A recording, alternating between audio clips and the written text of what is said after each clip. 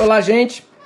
16 horas, 4 minutos, tentando aqui recuperar as nossas transmissões. O primeiro horário foi aí com algumas intercorrências no áudio e no vídeo do professor André Roberto, e a gente espera que agora o horário fique um pouco melhor. Já orientei lá para ele ver se tira o Bluetooth e vamos falar direto com o áudio e com a captação de imagem do iPhone. Com isso, tentando reduzir aí algum elemento que pudesse estar causando algum impacto ou prejuízo para a qualidade da transmissão. Qual vai ser a dinâmica dessa fase? A gente vai tentar trazer a aplicação da teoria na prática. Tá? A colocação da parte teórica ficou um pouco comprometida por conta das sucessivas interrupções, e aí a gente volta com ela na quinta-feira, se não nesse mesmo horário, às 15 horas, um pouquinho mais tarde. A gente pode até fazer um teste na quinta-feira, começando às 17 horas, para ver se é um horário de menor impacto. Amanhã e quarta-feira, como já estavam programadas, serão às 15 horas. As anteriores não tivemos problemas, e a gente espera que nas seguintes também não. Mas, para quinta-feira, a gente pode pensar em um horário alternativo a partir das 17 horas. Uma tentativa, ok? E, enfim, o que eu vou pedir a vocês é que encaminhem as suas perguntas. E eu vou tentar responder as perguntas por ordem de chegada. Então, conforme as perguntas forem chegando, eu vou buscando a resposta, ok? O André já chegou. Eu estou assinando aqui para o pessoal que está entrando. Obrigado a todos vocês aí por participarem. A gente espera que esse segundo turno, essa segunda etapa, seja bastante mais produtiva do ponto de vista de adequação da teoria à prática. Então vamos chamar aqui o André Roberto para participar com a gente dessa etapa. Acenei aqui para tantos quanto me foi possível acenar, agradecendo aqui a participação de vocês, e o André deve estar chegando por aí. André, chegamos. Eu acho que agora vai dar tudo certo. Se Deus quiser. Se Deus quiser. Bom, eu pedi para... Valeu, Vitor. Está entrando aqui o Vitor Guglinski, professor, querido amigo. Tivemos aí uma live bastante concorrida lá no perfil do Vitor. Obrigado, Vitor, pela audiência, pelo prestígio. Alana, Cacá, o pessoal está retornando. A gente já tem aqui bastante gente na sala conosco.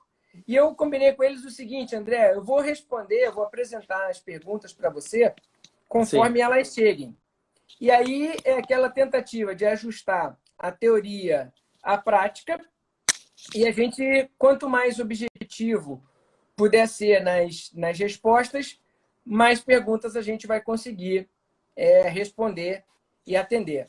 Ok? Perfeito.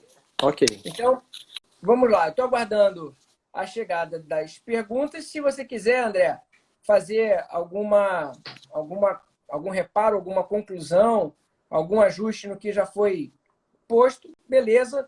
Quando chegarem as perguntas, eu vou apresentando para você. Eu queria fazer um reparo, porque a gente faz uma ideia que vai ajudar as próximas perguntas. Vamos pensar os contratos imobiliários de um modo geral, com raríssimas exceções, eles são contratos de troca. As partes trocam prestações. Dificilmente a gente tem um contrato imobiliário absolutamente desinteressado e gratuito, um comodato. Acontece, mas esses são os menos impactantes neste momento.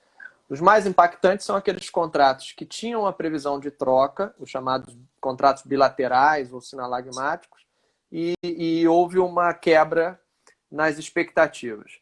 E aí eu tenho duas perspectivas. Uma é uma base de balança que coloca prestação de um lado contra a prestação do outro, e que as partes, na hora que decidiram alocar os seus riscos, têm a expectativa justa, legítima, de que essa balança vai oscilar pouco e que eles consigam ali, portanto, entregar e receber de volta na medida, na proporção do que eles esperavam inicialmente, daquilo que eles tinham imaginado no início do contrato. Quando há uma mudança drástica nessa balança, uma das partes começa a suportar uma prestação desproporcional. E aí a gente fala numa excessiva onerosidade objetivamente aferida. Eu passo a suportar um peso muito maior do que eu recebo em troca. Houve esse desequilíbrio dessa balança. Esse desequilíbrio, ele pode ser um desequilíbrio parcial. Eu recebo, por exemplo, uma prestação que menos útil, ainda útil, mas com uma utilidade reduzida, ou com um valor econômico de mercado que ficou desproporcional, ficou defasado, e aí é preciso buscar mecanismos de reequilíbrio dessa balança. Na locação não residencial, eu tenho enxergado isso com muita clareza. Porque mesmo aquela loja de rua que está aberta, e eu vivi isso com um cliente que tem uma rede de postos de gasolina, postos de rodovia. Ele alugou aquele imóvel com base numa frequência de uso. Tinha todo um mapeamento de número de veículos que transitavam e, a partir dali, quantos se convertiam em venda e etc. E, de repente, aquilo caiu para 25%, 30% do que era o volume de tráfego de pessoas naquela região. Logo, o ponto, ele não tem, naquele momento específico, o valor que ele tinha quando lá atrás foi celebrado o contrato. Agora, é uma medida difícil de você fazer amigável, se você não conseguir um bom diálogo amigável. Nesse caso, a gente conseguiu um bom diálogo com o proprietário da área, conseguimos encontrar um valor que pareceu justo às duas partes para superar esse momento. Mas vamos dizer que não tivesse chegado a acordo nenhum. Que houve queda de valor do ponto comercial, não há dúvida. Agora, como eu vou medir isso numa perícia? Daqui a 6 meses eu vou ter amostragens suficientes da data de hoje, refletindo essa queda drástica de clientela, não porque o negócio é ruim ou porque o meu produto é ruim, mas porque o ponto perdeu, né, aquele fluxo de pessoas. Isso está acontecendo no centro do Rio, no centro das grandes cidades. Lojas que ainda estão abertas, mas não tem mais fluxo de pessoas. O fluxo reduziu substancialmente. E aí, esse é o grande desafio que nós vamos ter que superar. Né? Por quê? Porque houve um desequilíbrio, eu estou pagando por um ponto que não é mais o que ele era, transitoriamente é verdade, mas ele não é hoje aquilo que ele era, quando lá atrás eu assumi a obrigação, e isso precisa, de alguma maneira, ser revisto. Nessas situações, eu entendo perfeitamente possível conduzir a discussão para uma revisional, se não for possível chegar a uma negociação. As amostras vão ter que ser feitas, e aí os peritos sabem muito bem como fazer, pegando imóveis que em situações normais teriam aquele fluxo de pessoas. Então, se eu estou na via principal hoje, eu vou usar como amostra um imóvel que está numa via interna e que em dias normais apresenta o fluxo de pessoas que o meu hoje na rua principal está apresentando. Qual era o valor do aluguel de uma loja em condições semelhantes numa rua escondida? Porque hoje é como se eu estivesse numa rua escondida. Então, judicialmente, nós acharemos as saídas de perícia para isso. Pior das soluções, a judicialização, não tem a menor dúvida. Vamos empurrar anos para discutir meses. Né? Então, a gente está discutindo 4, 6 meses de locação e vamos passar anos discutindo aqueles 4, 6 meses de locação, porque cessada a quarentena, você volta a ter o fluxo de pessoas que você tinha antes. Né? Então, você volta às circunstâncias normais. Então, aí é a típica possibilidade de utilização das teorias de revisão de contrato, seja a teoria da imprevisão do artigo 317, no que eu concordo com o Fábio Azevedo, é mais aplicável aqui do que o 19 da Lei de Locações. Me parece que o 19 de Lei de Locações tem um ambiente de mudança mais definitiva, uma mudança mais duradoura, e não para enfrentar uma situação tão transitória. Né? É a revisional de aluguel para uma alocação de longo prazo, uma realocação de risco de longo prazo. Tanto que ele exige que o contrato esteja vigendo há pelo menos 3 anos, desde do último acordo. Quer dizer, tem uma projeção de novo valor de aluguel realmente para viger por um tempo mais longo. E o 317 ele pode resolver pontualmente, ele pode resolver uma, duas, três, quatro, cinco prestações que momentaneamente ficaram desequilibradas. E aí, acho que é uma possibilidade. Nos casos de locação residencial, em que houve manutenção, a gente não tem essa alteração, prestação contra prestação, quer dizer, o valor do aluguel e o uso da coisa não sofreram substancialmente alterações, e o problema é pessoal, eu não consigo cumprir minha obrigação tal como previsto anteriormente, para mim, o caminho a situação mais dramática. Porque, de fato, esse locatário pode não ter como pagar, ele pode, de fato, estar com uma redução de renda ou sem renda, continua precisando de moradia, como nunca, e o locador, por sua vez, está entregando tudo aquilo que estava pagado. E aí, nesse caso, a boa-fé é que seria o fio condutor. Diferir o pagamento para o futuro, parcelar, reduzir agora para recompensar essas diferenças numa conta corrente, né? Vamos fazer aqui uma conta dos descontos que estão sendo dados e quando restabelecer, a gente parcela isso. Enfim, aí o dever de renegociar via 422 do Código Civil, via boa-fé, para mim é fundamental, porque eu não consigo me socorrer do 317 com clareza, não vejo com clareza como o 317 vai ajudar esse locatário que perdeu o emprego, mas continua usando o imóvel na sua plenitude, um imóvel que não perdeu qualidade e que ele continua precisando de moradia. Quer dizer, aí o dever de renegociação via, né, dever anexo de boa-fé, que me parece ser uma saída para isso. Mas acho que já voltou bastante gente aí. Acho que já dá para a gente retomar. Sim, já tem com bastante gente e bastante pergunta. Então vamos lá. Vou fazer então a primeira pergunta aqui. Eu estou fazendo algumas anotações para a gente chegar ao final com algumas sugestões ou arremate.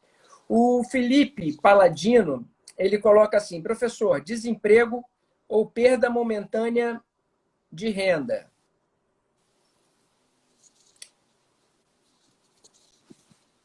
É causa de revisão do contrato? Professor, desemprego ou perda momentânea de renda é causa de revisão do contrato? Seria a pandemia uma causa para que se reveja o contrato?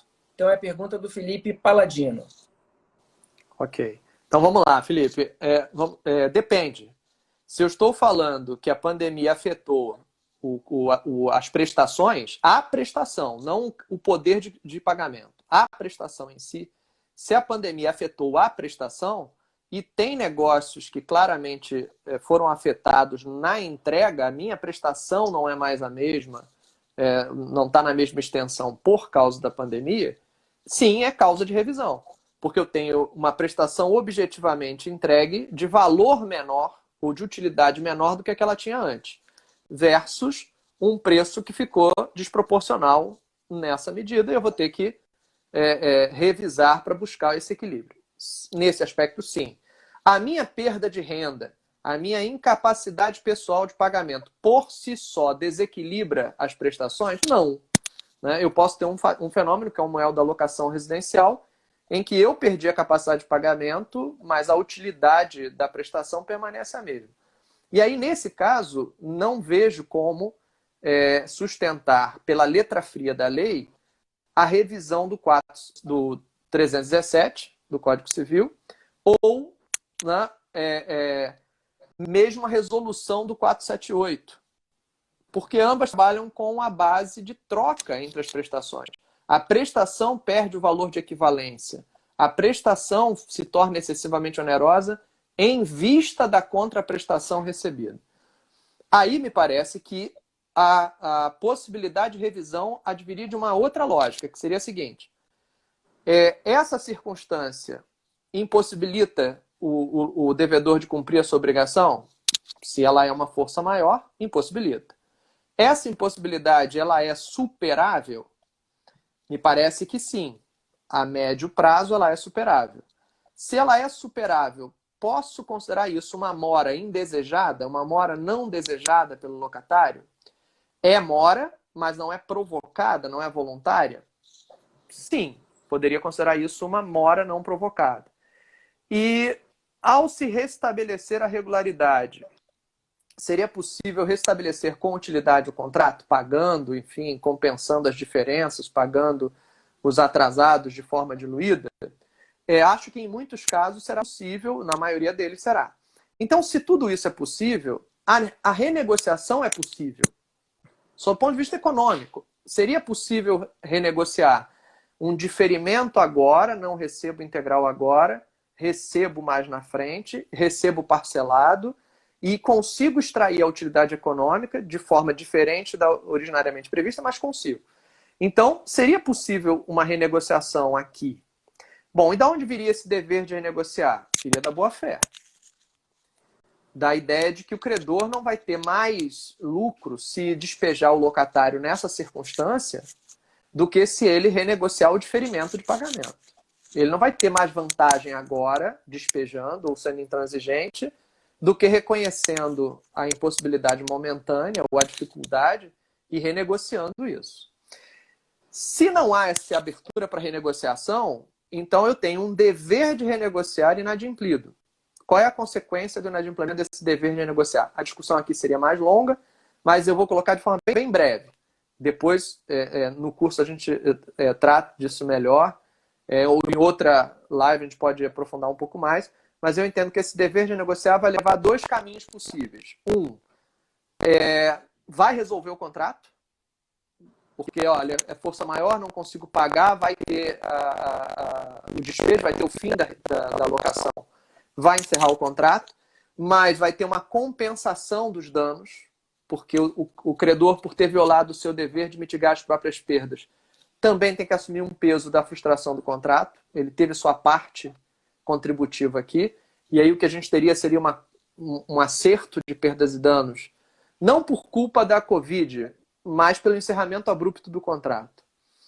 E o outro caminho que me parece, nesse momento, mais útil, que seria tratar esse dever de renegociar como uma obrigação de meio, tutelável pela via da tutela específica da obrigação, quer dizer, via processo, exigindo que a outra parte se coloque disponível a uma negociação leal.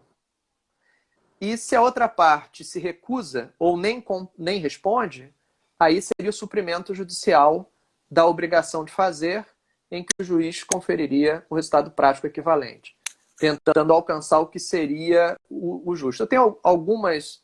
o Tartucci fala em pegar, por analogia, aquele parcelamento da execução por título extrajudicial, né, de pagar 30% agora, parcelar em 6 vezes e trazer isso para o campo de iniciativa do próprio devedor, dele dizer, olha, eu estou aqui tentando, você me executar não vai ser mais eficiente, vou te depositar 30% aqui e vou pagar a diferença em 6 parcelas na medida em que eu vou conseguindo honrar assim o meu compromisso.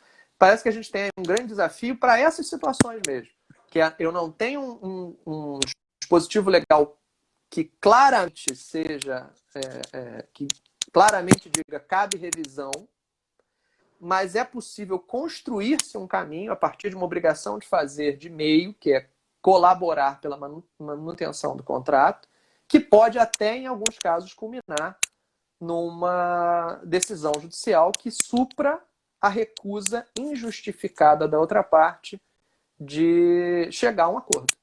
Né? E, acho que a gente tem muito a construir sobre isso, tem muito a refletir sobre isso, mas acho que muitas questões que vão desaguar no judiciário, Gerson, vão caminhar por aí. Objetivamente não tinha fundamento para revisão, subjetivamente eu estou impossibilitado de cumprir, mas quero de boa fé continuar no contrato, e a outra parte não transige, a outra parte fica intransigente. Eu fiz aqui, André, umas considerações rápidas só para complementar, e assim, em linhas gerais, para a gente poder avançar nas perguntas. Mas o que eu tenho ponderado é o seguinte: o objetivo, tanto quanto possível, né, do direito das obrigações, do direito dos contratos, é a preservação das relações jurídicas como medida de segurança jurídica, segurança dessas relações, segurança e estabilidade social e econômica, já que o contrato tem essa finalidade de fazer circular as riquezas também. Então, o que eu tenho ponderado é que quem pode o mais, pode o menos. Ou seja, se eu, em razão do fortuito externo ou de força maior, diante da impossibilidade absoluta do cumprimento da prestação, posso optar pela resolução do contrato, e eu vejo isso até como um direito potestativo, não há o que fazer diante disso, por que não me posicionar com base nas mesmas alegações de direito, na revisão do contrato, tentando cumpri-lo de modo temporariamente diverso do que foi pactuado, existindo utilidade e interesse na prestação do devedor. Então, se quem pode o mais, na impossibilidade absoluta, resolver o contrato, extinguir a relação contratual, deveria poder o menos, que é na impossibilidade relativa, com base nos mesmos argumentos de direito, propor um modo diferente e temporário, transitório, de cumprimento da sua prestação até que as condições de normalidade fossem restabelecidas. Essa é uma visão que eu tenho, sempre com base na ideia da boa-fé. A boa-fé tem por pressuposto enxergar o outro, se colocar no outro, buscar a satisfação da legítima expectativa do outro. E com isso você tem que transigir, negociar, de tal sorte que você não leve o seu parceiro contratual à ruína e nem force a extinção daquela relação. Então a gente tem que saber. Agora, isso não pode vir, evidentemente, também no prejuízo à subsistência do outro parceiro. Então, eu tenho um limite para transigir, eu tenho um limite para negociar. E o limite da negociação da transigência é até onde aquilo não vai comprometer a minha própria subsistência. Se não chegarmos a uma solução que permita aos dois conservarem o negócio jurídico com perdas recíprocas, infelizmente, isso terá que ou resultar na extinção daquela relação ou em um arbitramento judicial. E as duas soluções não são melhores do que qualquer outra que viesse pela via da composição. Tem uma pergunta aqui da Malga Franco. A Malga, ela pergunta o seguinte: qualquer composição nos contratos não seria necessário, primeiro, uma tentativa de acordo? Acho que a gente já respondeu. O Anderson Schreiber ele defende essa posição no livro dele, do Dever de Negociar, em que ele entende que, para legitimamente eu buscar a revisão judicial, eu deveria demonstrar que antes eu preenchi o requisito da tentativa de negociação extra. Né? Me parece que também é razoável. Né? O meu interesse na demanda, ele passa antes por uma não possibilidade de superação, né, extrajudicial, né, da convenção. Agora, eu queria fazer só tem aqui uma questão de liberalidade colocada aqui. Eu não estou conseguindo ver a pergunta toda, mas que fala em liberalidade. Quero aproveitar o gancho. Eu entendo que o Ieres tinha feito um questionamento ainda na live anterior, no nosso primeiro período de live, se seria a crise da autonomia da vontade, e alguns estão falando em negociação como liberalidade. Eu entendo que a autonomia da vontade, ela há muito tempo sofre restrições pela função social, pela boa-fé e pelo próprio princípio do equilíbrio contratual. Isso não é novo. A autonomia já não é mais a mesma autonomia do século XIX e do início do século XX. Agora, eu entendo que pior, a autonomia da vontade que me conduziu à celebração originária do contrato não é a mesma autonomia da vontade que eu gozo hoje, no momento de crise, em relação à renegociação que conserve o contrato. Eu acho que aqui o meu não querer a renegociação, porque eu não quero condição diversa, ele é muito mais abusivo e contrário ao dever de boa-fé do que lá atrás, nas tratativas originais, eu ter dito não me interessa contratar em condições diferentes. Lá atrás, eu até poderia dizer, olha, prefiro então nem contratar. Agora, o contrato já aconteceu, a circunstância alheia à vontade das partes já aconteceu, e a renegociação como mecanismo negocial, né, amigável, de conservação do contrato, passa a ser hoje muito mais um dever do que um mero querer. Então, a minha autonomia da vontade existe, mas ela agora é reduzida em relação à autonomia que eu tive lá atrás. É outra circunstância, é outro cenário e, principalmente, já existe um contrato. Não é simplesmente, pensando bem, não quero mais. Né? Esse pensamento egoísta, individualista, que poderia ter orientado lá atrás a minha decisão de contratar ou não, não é o mesmo que vai estar agora na renegociação. Se a gente entender que a renegociação é mera liberalidade, que eu vou renegociar se eu quiser, do contrário, o contrato está encerrado, é ignorar o dever de conservação e o dever de olhar para o outro, né? O quanto que esse contrato é essencial para o outro, né? E principalmente, qual é a justa medida para mim? Eu vou conseguir um lucro legítimo maior? Na maioria das vezes, não. Um locador que despejar um locatário agora não vai ocupar esse imóvel imediatamente ganhando mais. Com raríssimas seriam as exceções em que isso viria a acontecer. A maior probabilidade é ele amargar um período de imóvel fechado. Quer dizer, seria apenas um exercício de egoísmo mesmo. Né? E aí o típico abuso de direito, né? O meu direito exercido sem propósito. É mero ato emulativo. Já que você não quer me pagar o aluguel inteiro, eu vou te despejar. Né? Ato de emulação, né? O típico ato de emulação.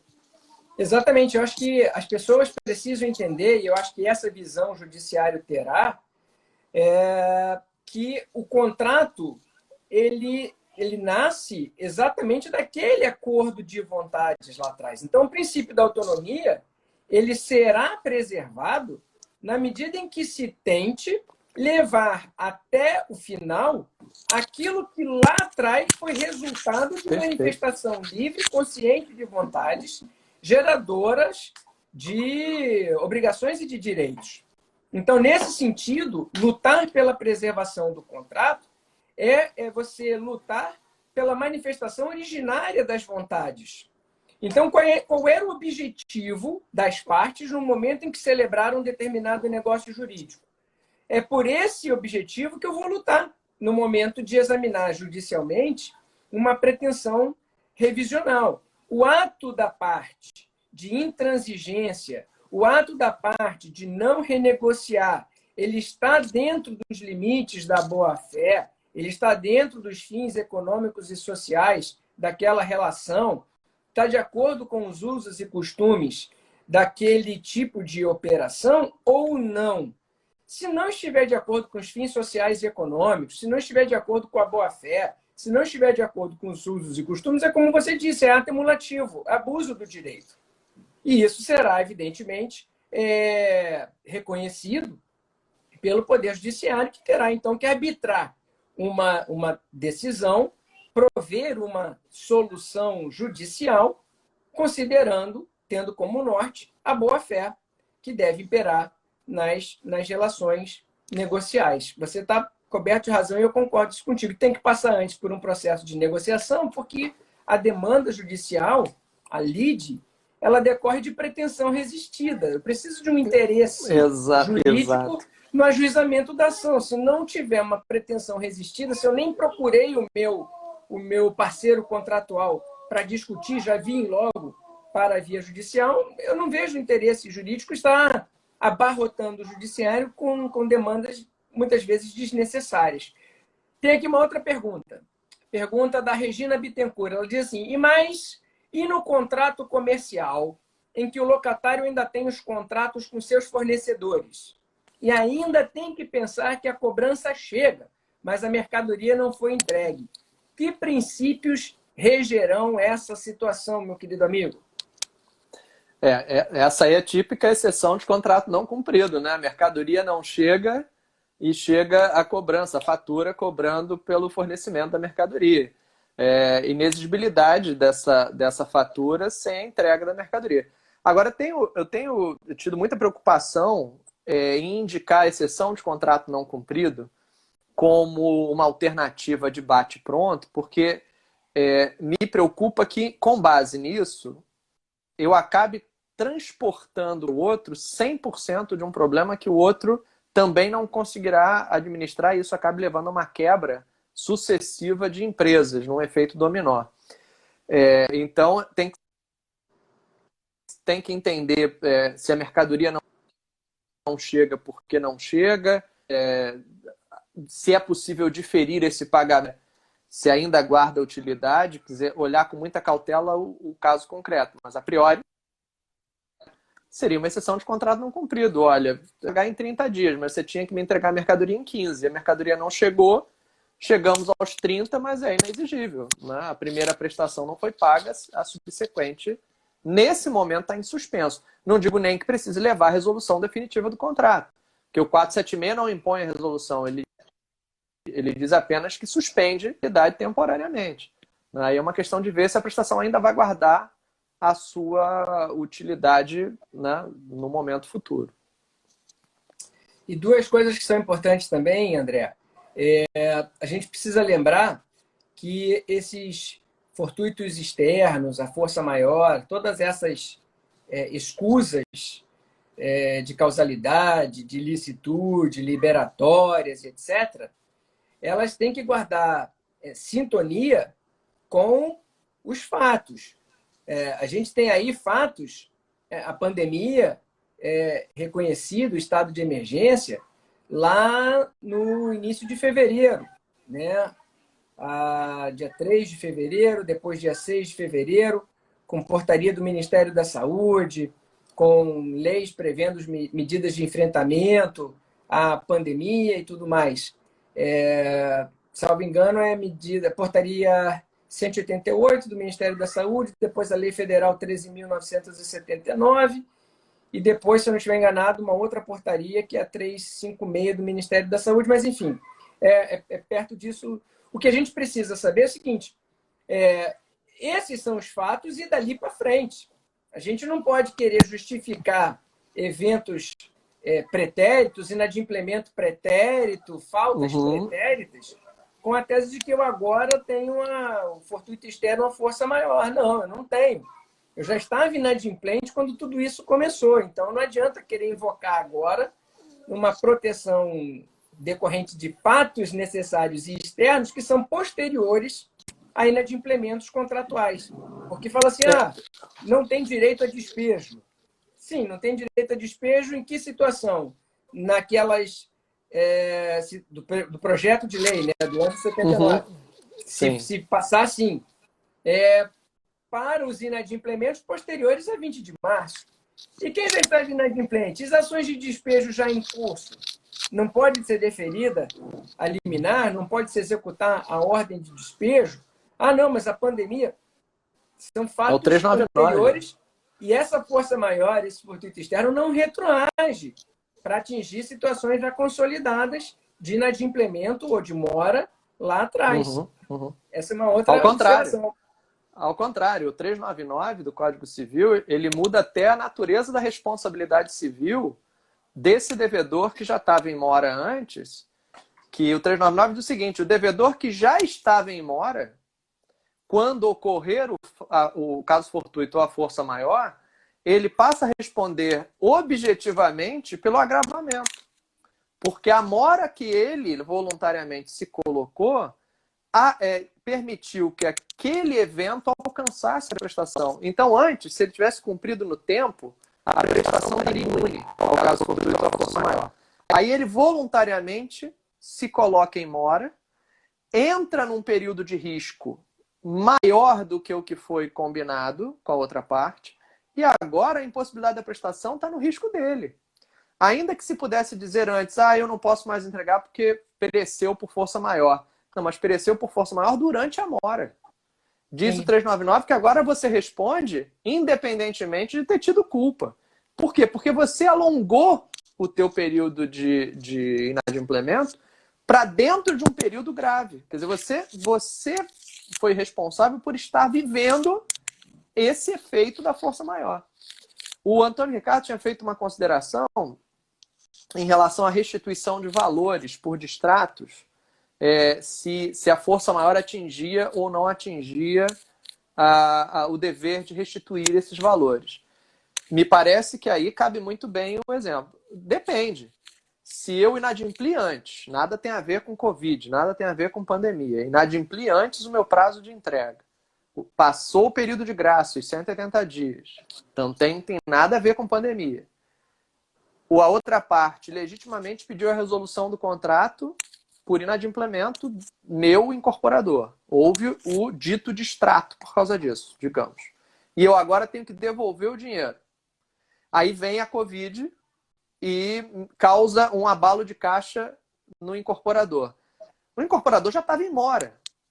Ele agora não pode alegar a Covid para não restituir os valores. Ou se tiver que restituí-los no futuro, ele vai restituí-los com encargos, ele vai restituir com perdas e danos.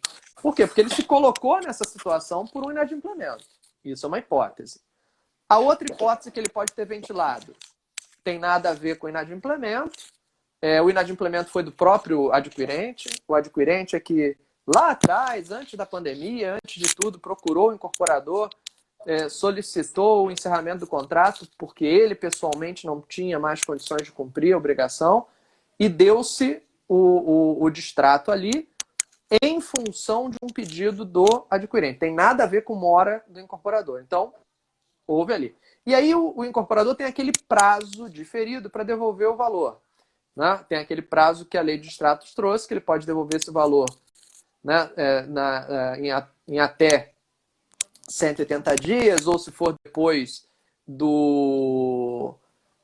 se for para de afetação depois do habite. Ali a gente não está falando de mora. A gente está falando, olha, fez-se um acordo de encerramento de contrato, havia um prazo de pagamento, havia um prazo de vencimento, está dentro do prazo de vencimento para pagamento. Isso não foi provocado por uma mora do incorporador, e aí vem a pandemia e afeta esse fluxo de caixa. Aí a discussão sobre revisão e renegociação nesse fluxo de pagamento pode fazer sentido. Aí eu vejo, porque aí nenhuma das partes tem culpa pelo cenário que está sendo vivenciado. Não foi porque o incorporador atrasou reiteradamente que acabou gerando rescisão de contrato, obrigação de devolver. Foi lá atrás um acordo que as partes fizeram de encerramento e que tinha um prazo diferido de devolução de fato. Beleza. Deixa eu dar um abraço aqui para o nosso querido amigo Fagner Sandes, professor Fagner Sandes, muito especializado na área do direito do trabalho, professor no nosso curso de reforma trabalhista. Já está aqui, meu amigo Fagner, o convite feito para a semana que vem, se Deus quiser, nós estarmos juntos para tratar da questão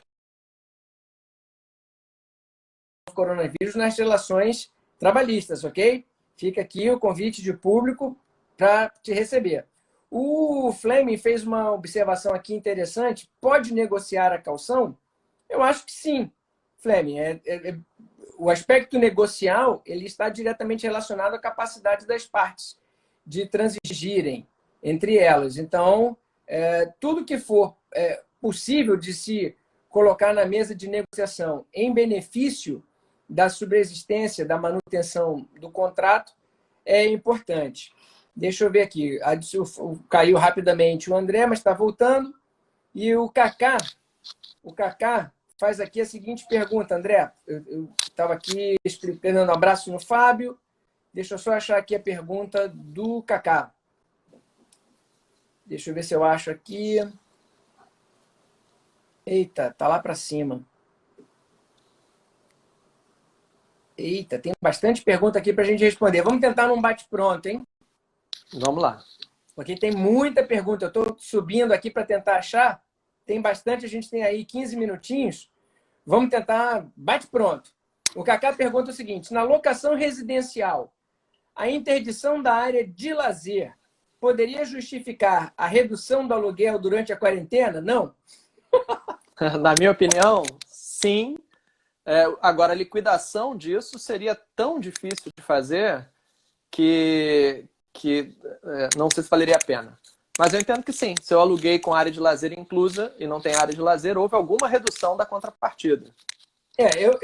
Eu vou dizer assim que não, por uma razão. Eu acho que a utilização da área de lazer como área comum, né, e agregada à unidade imobiliária, ela está ali dentro daquilo que a gente contribui, tá certo, na cota condominial. Eu penso que pela impossibilidade de fruir temporariamente das áreas de lazer, isso pode justificar uma redução proporcional da cota de condomínio, já que algumas despesas relacionadas à manutenção, utilização daquelas áreas estão sendo economizadas. Quando você pensa na redução do aluguel, você está pensando corretamente na fruição da coisa locada como um todo. Ela foi locada à área privativa e a possibilidade de utilização da área comum. Então, nessa ordem de ideias é que você admite a possibilidade. É porque eu vejo que compõe o preço. Eu vejo que é o seguinte, Sim. é mais valorizado o imóvel que tem esses elementos agregados. E aí esse elemento de valorização do aluguel, porque tem esses elementos agregados, ficaria temporariamente sem contrapartida. Agora, acho que é pouco proporcionalmente numa locação residencial. Acho que é difícil de mensurar para justificar um embate por isso. Mas, por bom senso, acho que a gente poderia falar em um espaço, sim, de uma certa flexibilização. Eu acho que a negociação ela é sempre necessária. A gente vai ter os pontos de vista tanto defendendo a posição de um, a posição do outro. E o que, para mim, é mais importante nessa hora é que nenhuma das duas teses prevaleçam sobre a outra. Eu acho que é importante a gente enxergar a argumentação de um lado e enxergar a argumentação do outro lado e construir o caminho do meio. Sim. E não que a minha tese prevaleça sobre a do outro e vice-versa. Porque se uma tese sair vencedora, não houve negociação. O objetivo maior é a gente conseguir equilibrar nesse momento. Veja, todas as soluções elas serão temporárias e transitórias. E muito Até porque mais tem área rápido comum que não agrega valor, né, Werson? Tem área comum que é básica, que não agrega valor. Não, um playground simples. Aquilo não vai com salão agregar de um festa. valor. Aquilo não agrega um valor ao aluguel a ponto de gerar uma onerosidade excessiva. Num Exato. condomínio clube, com muitos serviços agregados, num apart hotel, com muitos serviços agregados, aí eu consigo ver impacto mais significativo, justamente porque esse pool de serviços agregados podem fazer muita diferença na tomada de decisão. Né? Por que eu vou pagar mais caro alugar um imóvel nesse condomínio? Porque ele tem um clube agregado, porque ele tem uma série de serviços embutidos que fazem com que aquele aluguel faça mais sentido. Mas aí é caso a caso, né? Senão o sujeito diz assim, não, mas tem ali um cubículo de 4x4 que a gente usa para jogar biriba, está fechado, então eu quero um abatimento de aluguel. Aí não tem razoabilidade nenhuma, né? De fato, não tem. O Dudu Lobato está perguntando aqui, em caso de previsão genérica sobre responsabilidade contratual, sobre caso fortuito ou força maior, caberia a alegação de onerosidade excessiva? Sim. Previsão genérica não abrange o risco específico que a gente está vivendo. Exatamente. Eu concordo, é assim também. E a gente tem teses que se complementam. Elas não são excludentes entre si. A gente tem que tentar aplicá-las todas com razoabilidade que o momento exige. Né? Até falei isso lá nos nossos comentários, a questão da lógica do razoável. A lógica do razoável tem fundamento jurídico, é fundamento jurídico para aparelhar esse tipo de pretensões que buscam os pontos de equilíbrio, os caminhos médios. O Rogério Rodrigues está perguntando o seguinte: casos de Minha Casa Minha Vida ou prestações de imóveis, neste cenário, é cabível a revisão do pacto? Vamos lá. Se a gente seguir a teoria da imprevisão ou a da onerosidade excessiva superveniente, infelizmente não, porque são hipóteses em que o agente financeiro, a Caixa Econômica Federal, ou o agente financeiro do caso concreto, ele já liberou o recurso e o que você está fazendo é restituir o mútuo. Então, sob o ponto de vista da relação de troca, o agente financeiro não está deixando de te entregar o valor do financiamento, isso já aconteceu lá atrás, mas de fato está havendo uma perda de renda e, portanto, está afetando a capacidade de pagamento. E aí, teorias objetivas que lidam só com a relação entre prestação e contraprestação não vão socorrer esse mutuário. Esse mutuário vai precisar de algo mais do que isso. E aí eu acho que é fundamental, igual na locação residencial, que esses agentes financeiros eles tenham a sensibilidade para renegociar, seja incluindo no saldo devedor essas parcelas não pagas, reduzindo por negociações parte do valor da parcela, porque inclui no saldo devedor para pagamento no momento diferido, para pagar mais adiante. Isso não vai impactar tanto no resultado econômico do agente financeiro, porque ele vai continuar recebendo, só que ele vai receber um pouco mais adiante, e evita uma enxurrada de execuções de hipoteca ou de alienação fiduciária, consolidação de propriedade, e inundar o mercado com imóveis retomados nesse momento não vai resolver em nada a situação dos agentes financeiros. Então, me parece que as teorias clássicas não atendem, mas o dever de renegociar está presente. E aí, embora elas não nos deem o suporte. Fazendo o contraponto necessário, em primeiro lugar, procure o agente financeiro para negociar, tá certo? Isso. Agora, em segundo lugar, a gente precisa também ver que essa relação não é uma relação paritária. Essa é uma relação assimétrica, é uma relação de consumo, a do mutuário com o agente financeiro. E aí, vendo artigo pela ótica 6º do CDC. Consumo, exatamente, a gente teria o artigo 6º, inciso 5º, que aponta para a existência de um fato superveniente que tornou a prestação excessivamente onerosa para o mutuário consumidor. Neste caso, se não houver o bom senso, né, de se negociar, se o agente financeiro não entender por bem, transigir, fazer algum tipo de negociação que permita ao mutuário honrar o seu compromisso, que é o que ele está querendo, assumindo que as partes estão de boa-fé nesse momento, o recurso ao judiciário seria, em tese, cabível com fundamento no artigo 6º, inciso 5º do Código do Consumidor, bastando provar aí a impossibilidade. Qual é o fato superveniente? Isso que é importante. O fato superveniente não é a pandemia. O fato superveniente não é a crise do novo coronavírus. O fato superveniente será: em razão disso, eu perdi meu emprego. Ah, sim, eu tenho um fato superveniente. Em razão disso, eu tive redução de jornada de trabalho com redução de remuneração. Eu tenho um fato superveniente. Mas a pandemia, isoladamente considerada e posta, por si só, não. Tem uma outra pergunta aqui. Vai ser um excelente momento, para a gente aprofundar uma discussão que é antiga do CDC, se o artigo 6º, 5, se ele comporta todas as situações de excessiva onerosidade ou somente aquelas que afetem a base objetiva do negócio, né? Apenas aquelas que afetam o equilíbrio das prestações, ou se também aquelas que afetam o devedor sem necessariamente afetar o valor da prestação. Eu acho que essa é uma boa a redação do artigo 6º, 5 comporta essa elasticidade. Eu entendo que ela comporta essa elasticidade, mas vai ser um desafio a se enfrentar. Tem as duas. A gente dá essa elasticidade toda. E seria excelente para esse momento, a gente conseguir dar essa elasticidade.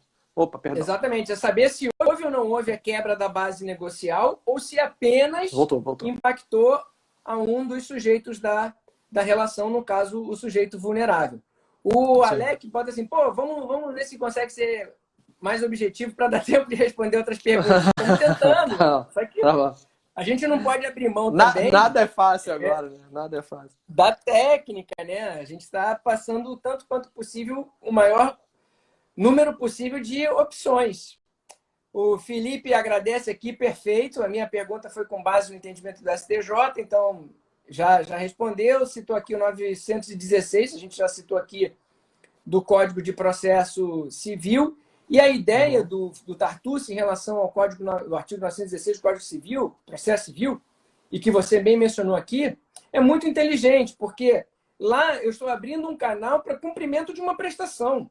Ora, se o sujeito com título com força executiva O devedor, naquela situação, tem a possibilidade de invocar o artigo 916, pagar 30% e o saldo remanescente, 70% sobejante, em 6 parcelas, ora, por que naquelas situações em que o credor não tem o título formado, não tem o título executivo, não tem a demanda iniciada, não poderia agir da mesma forma? Isto é, eu me reconheço devedor, ou seja, meu ato é de boa-fé, eu me reconheço devedor, não vou contestar a minha obrigação, tenho interesse na preservação do contrato, mas por estes fatos, aí aponta e prova os fatos, tem que apontar e comprovar os fatos. Não basta alegar pandemia. Não, pandemia não é novalgina, não é excusatória geral.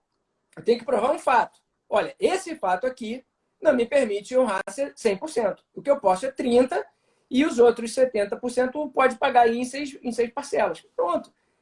Gente, é razoabilidade, proporcionalidade, boa-fé, bom senso nesse momento, que todo mundo vai ter que ceder um pouquinho. O Sim. Fernandes é corretor de imóveis e diz assim: trabalho com locação de imóveis comerciais. Devido à crise Covid, o movimento fora muito afetado.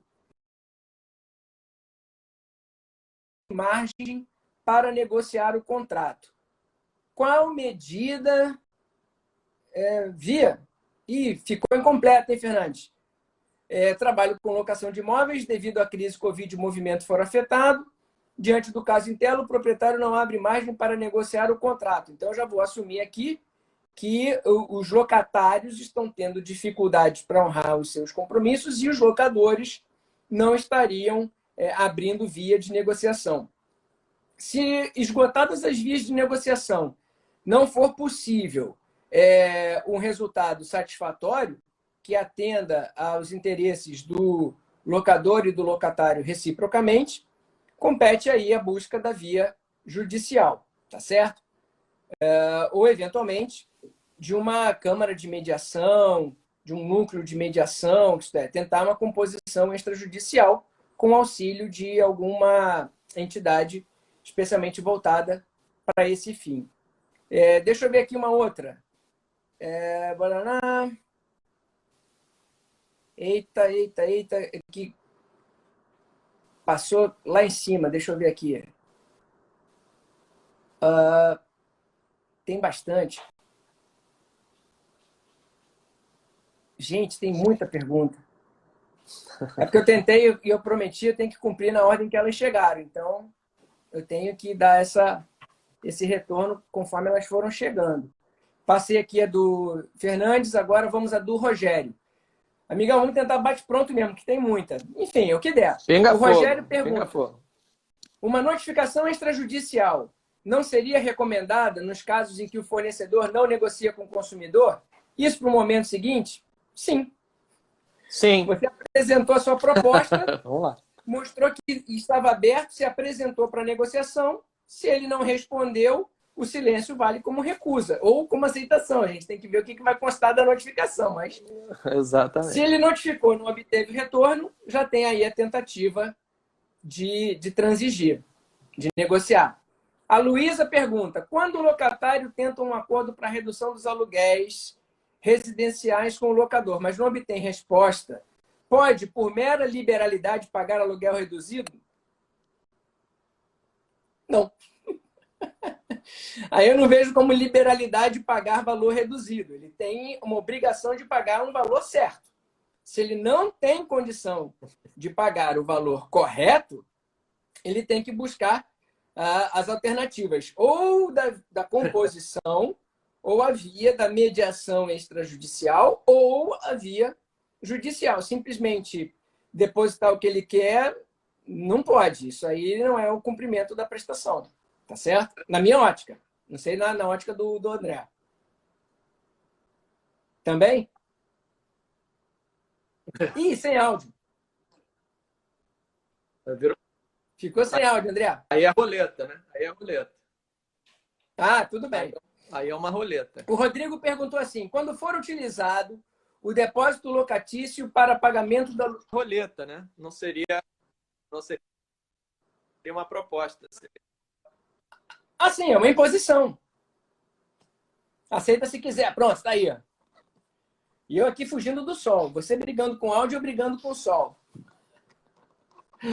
Vamos lá. Quando for utilizado o depósito locatício para pagamento do aluguel durante a pandemia. Ah, sim. É aquela sugestão de deduzir da calção. Como será feita a recomposição? Qual índice de correção monetária seria melhor aplicado? Bom, se eu tiver que recompor o depósito tem que equivaler ao valor do aluguel. Se são 3 meses, são 3 meses. Não altera isso, porque o depósito é para garantir prestações. Se a prestação é de um valor X, ele tem que garantir 3 vezes o valor daquela prestação atual. João Rich. Boa, João, bem-vindo. Obrigado aí pela participação. Boa tarde, desembargador. É possível rescisão do contrato com base no 393 sem multa em razão da pandemia? Já explicamos isso aqui, né, João? Em tese, o 393 é causa, sim, de resolução dos negócios jurídicos em razão de fatos externos necessários, imprevisíveis e inevitáveis. Então, nessa situação, se não houver a possibilidade absoluta, né, a impossibilidade absoluta de cumprimento da prestação, nessa situação, cabe, sim, invocar aí o artigo 393 e resolver aquele contrato com recomposição das partes ao estado em que elas se encontravam antes. A Ana Cristina Barcelos está perguntando aqui: transação para distribuição do prejuízo entre os contratantes e manutenção do negócio jurídico. Esse é o espírito da coisa, que a gente gostaria que as partes entendessem, que todos têm que perder um pouco nesse momento. O Fred diz aqui: considerando um imóvel comercial que tem permissão para funcionamento, ramo alimentício, pode unilateralmente não pagar o aluguel? Não. Ninguém pode unilateralmente deixar de pagar aluguel. Ninguém. Aliás, ninguém pode deixar unilateralmente de cumprir as suas prestações. Esse período de responsabilidade, de pandemia, excepcionalidade, não exonera as pessoas das suas obrigações. O que a gente tem que estudar é se elas têm ou não têm condição de cumprir com as suas prestações, isto é, se essa impossibilidade ela é absoluta, se essa impossibilidade é relativa. Se, no caso de impossibilidade absoluta, a alternativa será a resolução do contrato ou outra negociação que as partes formulem, aí sim, transacionar, novar, extinguir obrigações antigas e gerar obrigações novas, ou na impossibilidade relativa, se elas conseguem convencionar uma maneira, um modo, uma forma diferenciada de cumprimento daquela prestação. Eu estou tentando adicionar o André aqui, mas ele não está conseguindo entrar. Vamos ver se ele consegue agora. Mas eu não recomendo a ninguém a deixar de cumprir suas prestações. Temos mais 1 minutinho e meio. Deixa eu ver se eu consigo... Posso fazer um complemento aí nessa tua colocação, em cima da pergunta que foi feita? A gente tem 1 minuto e meio só para então, VaptVupt. Eu não posso simplesmente não pagar e achar que a minha obrigação não existe se eu estou recebendo a contraprestação. Mas eu estou impossibilitado de pagar. Isso esvazia a relação de troca? Não, eu continuo recebendo, senão seria enriquecimento sem causa. Eu posso até resolver o contrato porque eu não consigo cumprir a minha parte e não ter que pagar perdas e danos, mas eu vou ter que pagar pelo período que eu usar como uma obrigação que já estava pré-estabelecida. As pessoas estão achando que a força maior me desobriga de pagar. Não, ela me desobriga de pagar perdas e danos. Me desobriga de pagar encargos, juros, mora e multa, mas não de pagar, porque pagar os consectários de implemento culposo. Isso. Se eu recebi a contraprestação, eu devo. Agora, se eu não recebi nada, como aquela menina que não recebeu a mercadoria na loja dela, o locatário que não teve acesso à posse do imóvel porque o prédio foi fechado, aí é outra coisa. Mas André, se eu estou recebendo, eu tenho que pagar. 20 segundos para as suas considerações finais, amigão. A gente vai ser cortado. Não, o mundo está em transição, o mundo está mexendo muito, a gente precisa estar atento para acompanhar esse barco. É isso. É o desafio. Todos nós. Amigo querido, muito obrigado. em nome do Instituto, no meu próprio, por ter aceitado aí o nosso convite.